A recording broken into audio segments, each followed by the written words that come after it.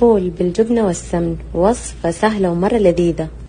في البداية نضيف الزيت والبصل، بعد ما يتحمر البصل نضيف الطماطم المقطعة ونضيف رشة من الكمون والكزبرة والملح.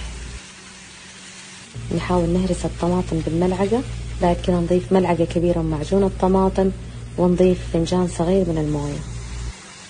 بعد ما تتسبك تمام معانا الكشنة نضيف الفول، إما حبات أو مطحون.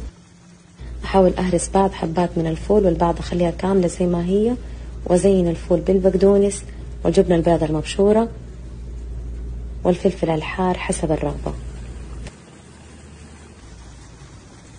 وفي الأخير أضفت سمنة فارم، ممكن تستخدموا الزبدة أو زيت الزيتون.